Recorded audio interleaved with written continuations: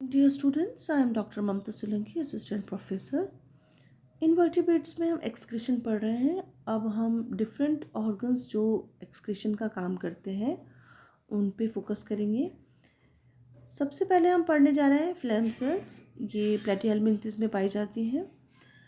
Platyhelminthes, planaria, liver fluke and tapeworms possess a large number of excretory cells, जिनको कि flame sales कहा जाता है। इनका दूसरा नाम सोलेनोसाइट्स भी है। ये एक टाइप के प्रोटोनेफ्रीडिया हैं, जो नेफ्रीडिया या किडनी जैसे हम जानते हैं एक्सक्रीशन का काम करते हैं। तो ये जो प्रकार होते हैं 3 प्रकार के हैं: प्रोटो, मीजो एंड मेटानेफ्रिक। यहाँ पे सबसे प्रिमिटिव टाइप का एक्सक्रीटरी प्रोडक्ट है या एक्सक्रीटरी ऑर्गन है जो कि प्रोटोनेफ्रीडिया है।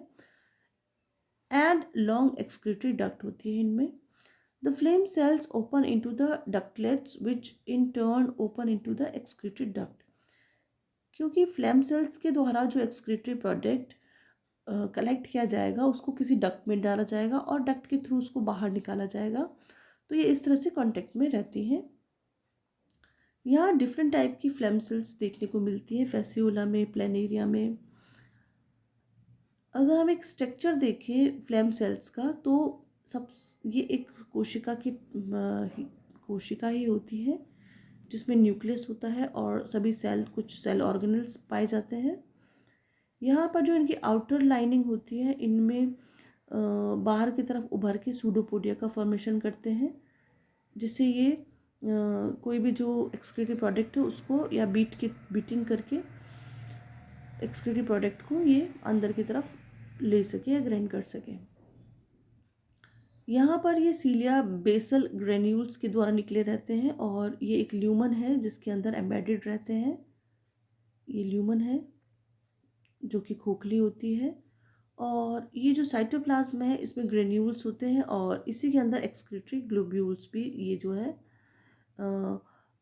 ग्लोब्यूल्स ऑफ एक्सक्रीशन, ये एक्सक्रीशन के ग्लोब्यूल्स इसके अंदर उपस्थित रहते हैं। इसके बाद ये जो डक्ट, इसकी जो ये संरचना है ये आगे की तरफ ट्यूब्यूल्स के अंदर खुलती है। तो इसका स्ट्रक्चर इस प्रकार से है। Each flame cells is irregular shape. हम देख ही रहे हैं ये फ्लेम सेल्स सब इरेगुलर शेप होती है। इनकी वॉल थिन होती है, पैरेन्काइमेटस होती है, cell which bears many pseudopodia like cytoplasmic process, जिसमें कि ये सूडोपोडिया की साइटोप्लाज्मिक प्रोसेस है। यहाँ पर अ लार्ज न्यूक्लियस सिचुएटेड है जो कि जो सीलिया है उसके ऊपर है और इनके जो प्रोसेस होते हैं ये प्रवर्त, जिसको सीलिया कहा जा रहा है, ये सीलिया जो कि इस ल्यूमन में निकले रहते हैं या लटके रहते हैं। A large nucleus situated at the base of the bundle of cilia and the cytoplasm is granular and contains some excretory globule. The flame cell is hollowed out form a large central cavity which is continuous with that of the capillary duct. A bunch of vibratile cilia or flagella arise from the Bresson granule and hangs down into the lumen of the cell. It is flanking movement of these cilia that gives its name flame cells। ये इस तरह से move करते रहती हैं flagella, जिसकी वजह से ऐसा लगता है जैसे दिया जलाते हैं तो उसकी फ्लेम इस तरह से मूव करती रहती है। इस वजह से इसको फ्लेम सेल्स कहा जाता है। Physiology of excretion. The flame cells are distributed in the parenchymal tissue. Flame cells जो होती हैं बहुत अधिक संख्या में होती है और ये पैरेन्काइमल जो टिश्यू होते हैं उसके अंदर फैली रहती है।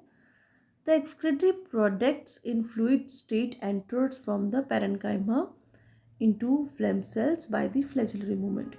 और जो एक्सक्रीटरी प्रोडक्ट है वो पैरेन्काइमा के अंदर आता है और पैरेन्काइमा से जो कि फ्लैजिलरी मूवमेंट है उसके द्वारा फ्लेम सेल्स के अंदर एंटर कर जाता है। Due to the absence of contractile blood vessels in platyhelminthes, the filtration force for the blood pressure is not created and the flagellary motion of the phlegm cells create the pressure differences that drives ultrafiltration. जो flame sales होती हैं उसमें जो फ्लैगेलरी motion होता है उसके द्वारा कुछ प्रेशर क्रिएट किया जाता है जिससे कि अल्ट्राफिल्ट्रेशन की प्रोसेस हो सकती है या होती है, क्योंकि अल्ट्राफिल्ट्रेशन आवश्यक है। जो बॉडी में आवश्यक नहीं है, एक्सेस में, उसको शरीर से बाहर निकालना ज़रूरी है। The excretory canal is non ciliated. जो एक्सक्रीटरी कैनाल्स होती हैं उनमें सीलिया उपस्थित नहीं होता, लेकिन जो कैपिलरीज होती हैं उनमें सीलिया उपस्थित होता है, which drives the excretory fluid to the outside of the canals through the nephropore. There are two, अब हम समझते हैं, ये तो हमने समझा कि किस प्रकार की फ्लैम सेल्स का स्ट्रक्चर होता है और वो किस तरह से कैनाल्स के अंदर से आगे की तरफ जाती है। अब आगे there are two lateral longitudinal excretory canals of which one is dorsal and other is ventral.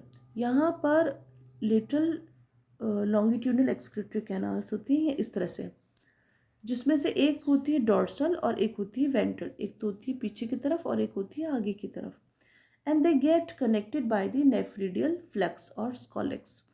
और जो प्रत्येक ओर से नेफ्रिडियल फ्लेक्स या स्कॉलेक्स में जुड़ी रहती हैं। डॉर्सल कैनाल जो होती है पीछे वाली are confined to the anterior region of body, और जो ventral canals are larger and extended along the entire length of body। जो ventral canals होती है वो पूरी बॉडी के अंदर फैली रहती है। ventral canals of each side, जो कि ventral canal है प्रत्येक साइड की, are connected by, जैसे ये ventral है आगे की तरफ, और connected रहती है ट्रांसफर कैनाल से। at the posterior part of प्रोग्लोटिस, जो कि पीछे की तरफ पोस्टीरियर ग्लोटिस है, वहाँ पर ट्रांसफर कैनाल से ये वेंट्रल कैनाल जुड़ी रहती है। And open on the posterior end of the proglottis by excretory pore, और बाहर की तरफ ये खुलती है लास्ट में प्रोग्लैटिस में एक्सक्रीटरी पोर के द्वारा। जैसे कि हम इसमें देख सकते हैं, ये है लेटरल लॉन्गिट्यूडनल एक्सक्रीटरी कैनाल और ये है ट्रांसफर एक्सक्रीटरी कैनाल्स। ये हम देख सकते हैं, ये है ट्रांसफर और ये लॉन्गिट्यूडनल एक्सक्रीटरी कैनाल। ये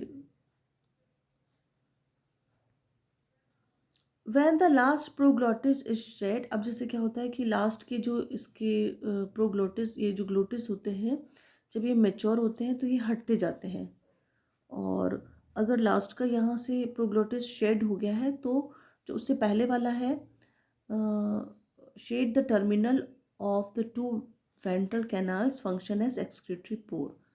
इनके शेड होने के बाद जो टू वेंट्रल कैनाल्स होती है वो एक्सक्रीटरी पोर की तरह काम करती है। जैसे यहाँ से शेड ऑफ हो गया है तो जो वेंट्रल कैनाल होते हैं वो एक्सक्रीटरी पोर की तरह फंक्शन करते हैं और वहाँ से एक्सक्रीटरी प्रोडक्ट को बाहर निकाल दिया जाता है।